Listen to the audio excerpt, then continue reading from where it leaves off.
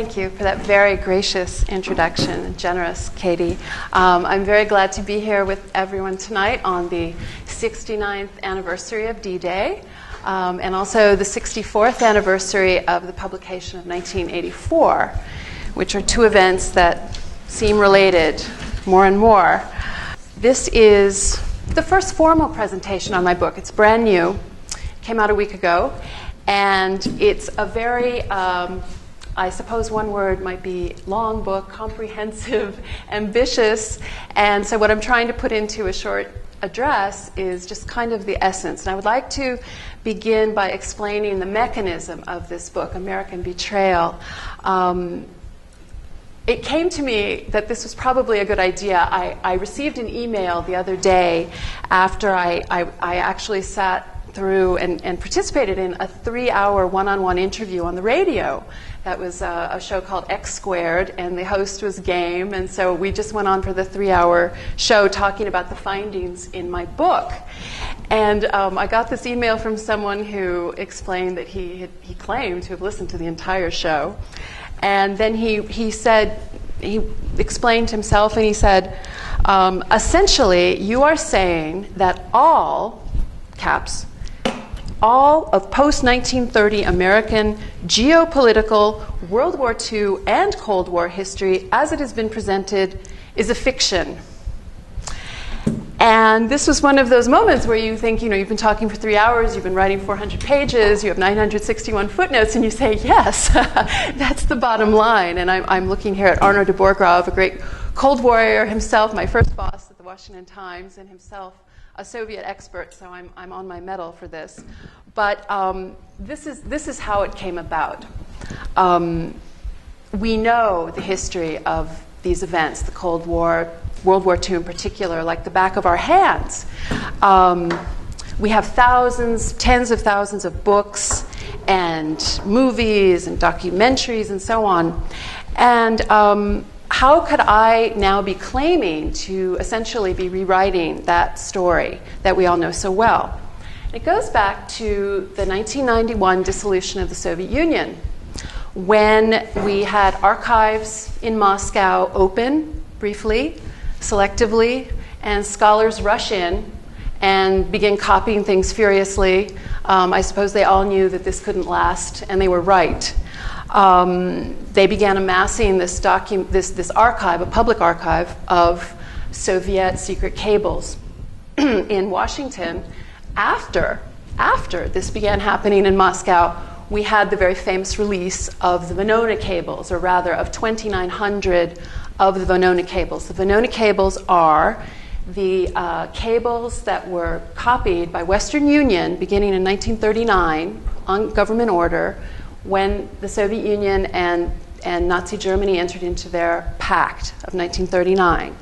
And it was just start copying them. No one was reading them. No one could read them. They were, of course, in code. And by the time you get to about 1943, we had our alliance with Soviet Russia, and somebody had the bright idea that if we started to decipher these cables, we might better learn how to be a better ally of the Soviet Union, that we might learn what they really wanted and make them feel better about everything. So they began to break these codes and suddenly realized that these diplomats in Washington were actually spies, and that these cables were reporting on the doings of nests and cells and piles of American traitors working for Stalin. And that is the significance of the Venona cables. So this history was coming out of the archives at the time that the US decided that the Soviet Union had dissolved and was no longer the main adversary. And everyone's attention went elsewhere. But the scholars kept working. And what they amassed, I came to realize, and this was sort of a very strange moment. I'm not a historian. I don't claim to be a historian. I'm a journalist. I told my editor at St. Martin's that I invented a new genre, however. I think it's called investigative history. It's what I ended up feeling like I was doing. I learned that this, the significance, the implications of this incredible archive that was being amassed almost as a boutique specialty now by intelligence historians over the past couple of decades had never been incorporated into our historical understanding of these same events. So in other words, the underside of World War II, of the Cold War, remained over here, and the general histories went on being written with very little, yes, some new information, of course, and new letters and so on, but no reckoning of this intelligence war that the Soviet Union was actually waging against us the entire time we believed we were allies. People date the Cold War very famously to the post-war period, the post-World War II period. But when I was looking at this information and trying to really understand it with the benefit of much hindsight, of course, it struck me that the Cold War had begun much earlier than 1945 or 46, as it is commonly dated. I think we could give a nice solid date to 1933. You could actually go back further to the original the rise of the Soviet Union after the Russian Revolution, because, of course, the Soviet Union at that point was very open in declaring world revolution and intelligence wars on every country in the world in order to make them go communist. But November 16, 1933, I decided, was a very important date for us, for America, because that was the date on which FDR recognized the Soviet Union.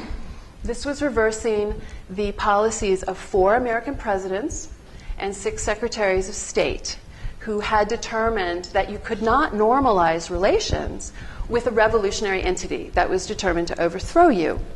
And indeed, the agreement that was signed on November 16, 1933, was essentially a list of promises that the Soviet Union, it's only one page that was actually predicated normalization of relations.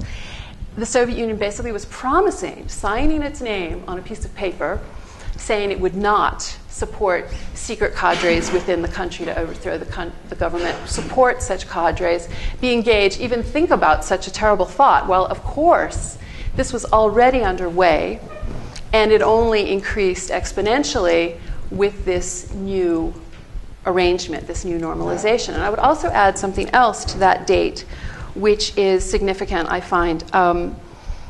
In November of 33, this was just some months, really, after the end of what we now know as the terror famine in the Ukraine, where 5 or 6 million people, of course, were starved to death by Stalin. So we have 5-6 million people murdered by a government we are recognizing and normalizing relations with. The parallels just come to my mind, that this would be akin to a country deciding to normalize relations with Hitler after having killed 6 million people in his own country, 6 million Jews, and deciding, oh, that's a good time to normalize relations. I mean, this is the kind of beginning we had to this relationship, which I find very morally compromising to the United States, and indeed see this whole relationship as the corruption in many ways of our republic, because I think it forced lying into the public sphere in ways that had never been. It required an institutional face on lies that I don't think existed in American history before this date, beginning with that piece of paper, which was a lie right from the start. And if it was proven to be, if it was understood that way, then that required an action to be taken by the Roosevelt administration to either suspend the agreement when they were discovering the espionage that it was apparent very quickly, or to negate it entirely, to renegotiate something. No. This was the basis of the relationship. And the papers that were signed, the agreements, the arms control agreements, Détente, all of these things followed from the same corrupt moment of lying. And I think that this becomes a very significant change in terms of our willingness to compromise, our willingness to cover up. And what I do in the book is I track what I see as increasing complicity by the United States in Soviet lies later in the war with actual war crimes. Katyn Forest, for example, when we get to the discovery of the massacre of 20,000 Poles in by the Germans, by the Nazi army. They discovered in 1943 this massacre scene of 20,000 Poles, and they could tell, well, they had not done it. They did, of course, other signal atrocities themselves by this point, but they had not done this, and they wanted the world to recognize that one of the great allies, the Soviet Union, fighting them, was responsible for this atrocity. And here you see Britain, you see Churchill, you see Roosevelt deciding, whether they knew it or not, whether they confessed it to themselves or not, deciding to cover up this atrocity and move forward. And then by the end of the war, with the war crime of repatriation, when British and American forces forcibly returned some 2 million Soviet-claimed nationals to Stalin to end up in the Gulag or a firing squad, participation. So in other words, what I'm tracking, not on purpose, this is just the way the story presented itself to me as I took this second look back, was increasing complicity on our part. Now, I would say that I never set out to write this story. I was not looking for a line of research that would essentially overturn our whole understanding of this signal formative event, really of the century, certainly our century. I actually had set out to understand Islam and how it was that it was possible for us as a society to ignore the facts about Islam. This is something that I've been dealing with on a professional daily basis as a reporter, as a columnist since 9/11, in terms of trying to first study jihad, trying to study Sharia, learning about the culture of dhimmitud, which of course is the culture of those Christians and Jews who are suppressed and repressed in an Islamic sphere. These became quite, and this is how we met originally, this became a subject of great interest to me, and probably most of my columns deal with some aspect of Islamization of the West, Islamization of the Western mind. I'm very interested in the reaction of Westerners to this press of ideology, this press of law, and the way denial is usually the response of our elites, almost invariably. So when I started this book, it was actually had a different title entirely. It was a different project, and it was known as, I actually called it the Hollow Center. So you can see where I was thinking. I was thinking we weren't able to muster the courage, but there was something else that struck me. It was more than just courage. It was almost a perversion of logic. Because if you get hit on 9/11 and your government tells you Islam is a religion of peace, and then everyone in the public square runs around finding facts that support this ideological statement, something is wrong. There's not a cause and effect. There's not a logical process. There's something funny going on. And what I was actually wrote my proposal and all that about was to find out if there was a historical precedent for this in our past. Could I go back and figure out how we had actually come to this?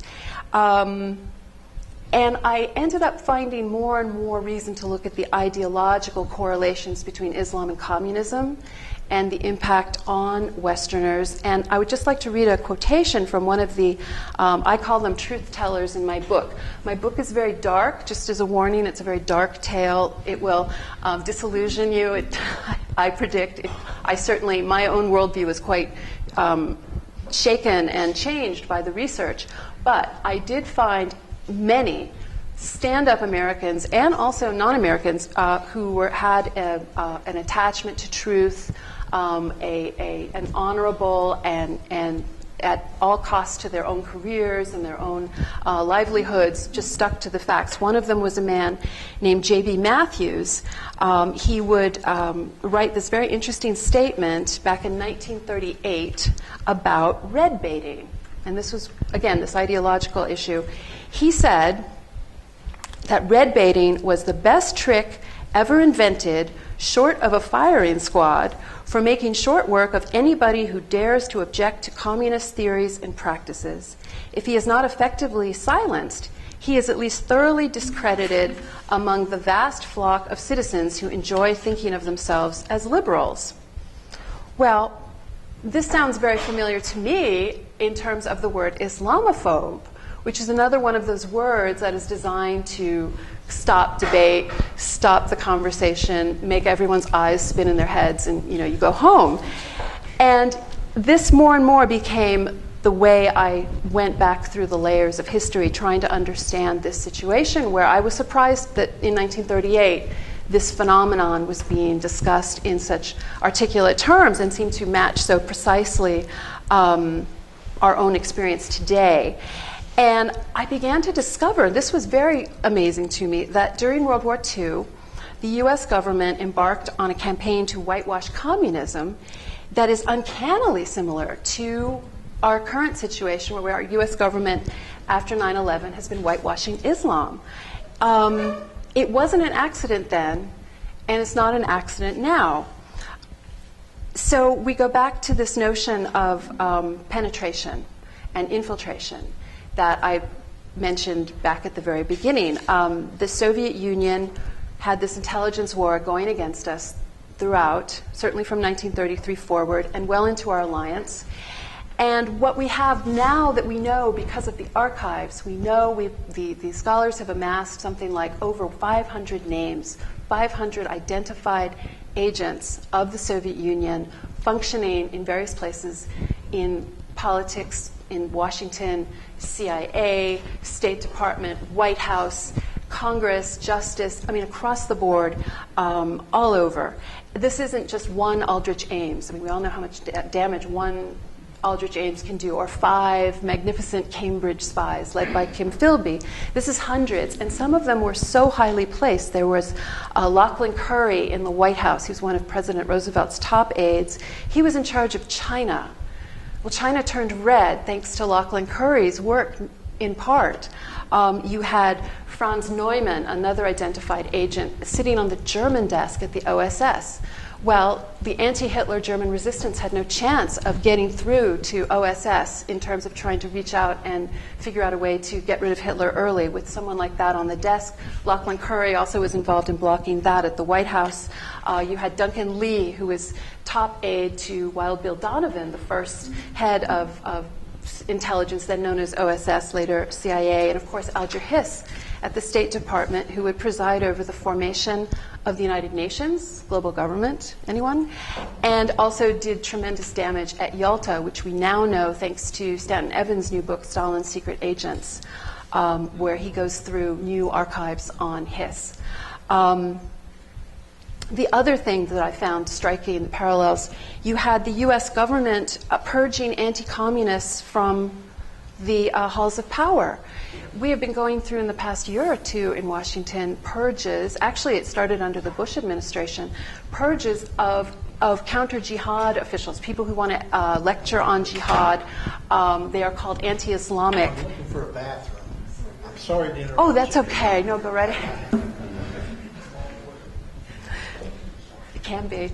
And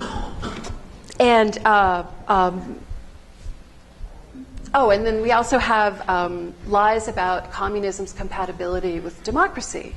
Another government program, very similar to our various democracy projects, and this notion that don't think about Islamic law. Islam, some construct of Islam that the government tells us about, is compatible with democracy. They even had what you might call communist outreach, in a sense, as when communists were no longer prohibited from very sensitive signals intelligence jobs and so on as a matter of outreach. I mean, I don't think they used that word at the time, but it was the same idea. Now, with more immediate and immediately disastrous repercussions, you also can see, I lay out in great detail what I see as the Soviet influence on American World War II strategy. And this is something that I think is very shocking to people who tend to look back, and I certainly did all my life, look back on World War II as the good war, as sort of a morally resplendent moment in American history where we were on the side of the angels, no ifs, ands, or buts. And yet, when you go back with the benefit of the intelligence archives, you get a different look at what was really going on. And this has not been done. And I would argue that the reason this has not been done has to do with this subversion of the American mind. We are not supposed to, there's almost an instant conditioning that keeps people away from this material. It's verboten. I mean, you go to the local bookstore today, you'll see the newest biography of Eisenhower. Nothing. No concept of Venona, no concept of Soviet archives. The same is true of the latest Yalta books, Cold War books. I mean, it's very bizarre, but it is constant. And the point of this was that we end up looking back at a World War II where Nazism was destroyed, but in its place, we see a greater totalitarianism rise. We see a greater monster, even than Hitler, rise. And then, of course, in the Pacific, we have the rise of Red China. So we end up at the end of the communist century with 100 million people killed by communist regimes. And today, just as a little point of reference, we have a Republican Congress that can't muster the votes to repeal and defund socialized medicine. So who really won these wars? You know, who really was riding success here? And I think when you look at the record, when you see the influence artists, because another problem with the way we tend to look at our intelligence history is we tend to think of espionage as the filching of secrets. We tend to think of espionage as telling battle plans.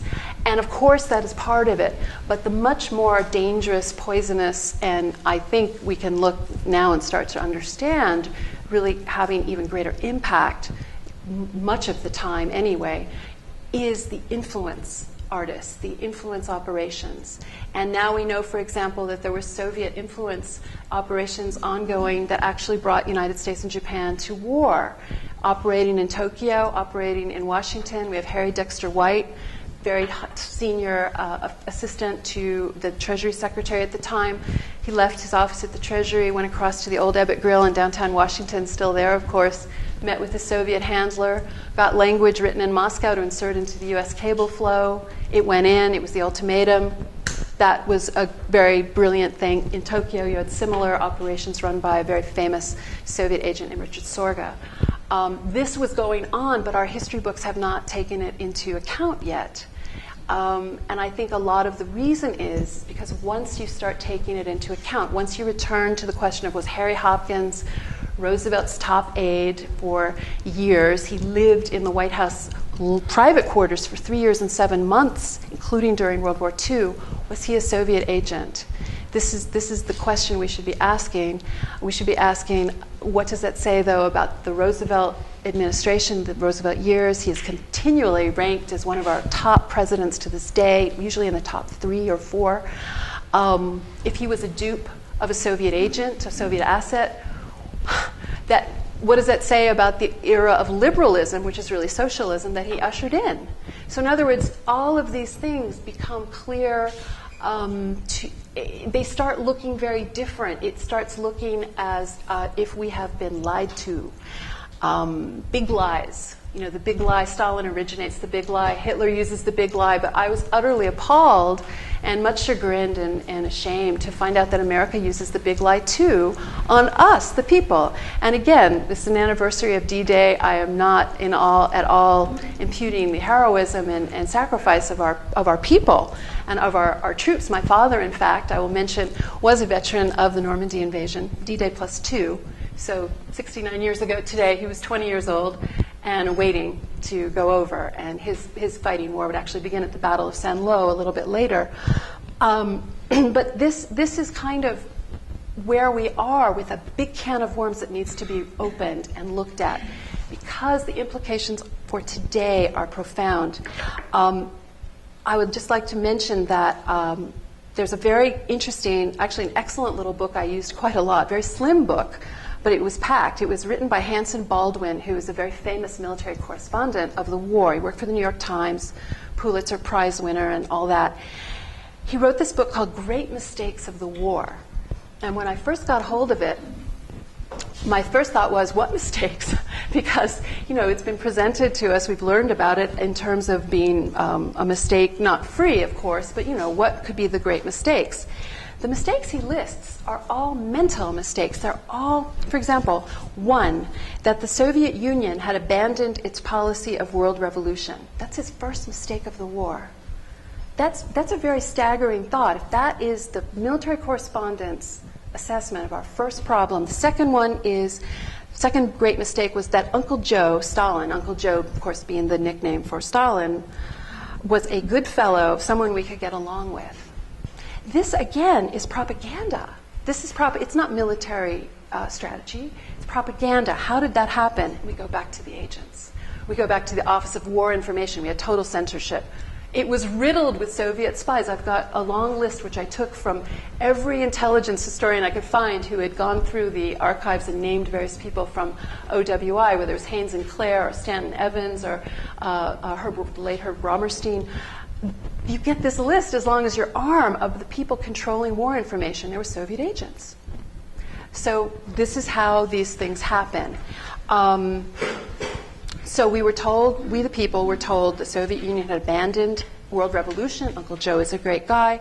Does that sound familiar in terms of what we're being told about Islam and its compatibility with democracy, that we can get along? What's the difference between our systems? I mean, it's jihad is personal struggle, not global conquest. This is kind of, again, we're looking at the fruits of subversion then and softened us up, made us receptive, the fruits of subversion now. I'll just close by mentioning that Stanton Evans, I mentioned him earlier, I could not have written this book without his book in 2007, Blacklisted by History, which is his excellent re-reporting the Joe McCarthy story. And he actually assembled a whole new archive, old documents. He managed to spend years pulling them all together because our archives are absolutely ransacked. There are so many documents missing, but he pulled together a pretty complete archive to write this book. And he was very generous with me. I ended up having some questions, and I reached him while I was researching, and I was asking him about something, and he told me, he said that what always happens to him is that when he's doing this kind of work, when you go away from your documents and you come back, it always looks a little different. And even when I was having finished the book and thinking about tonight's address, I sort of felt the kaleidoscope shifting again, and things started to look just a little different. And I realized that, it was our government that held these secrets so tight for so long, our government that did not want us to know the story. And I actually don't believe we would have gotten Venona if the fluke of the Soviet opening had not happened and Yeltsin had not started putting out documents. The narrative was interrupted. And with my daily work being more in tune with the whole Islamic era right now, I realized that we are living through the writing of another false narrative. And that we are potentially the truth tellers, but we are definitely on the margins of this sort of march. And it's very sobering, but it's always good to know what you're up against. But I think that, again, the importance is the poison fruits of subversion from within, and that is, in the end, our greatest enemy. I think we have to look at what happened in the past and also try to see how it is happening to us again.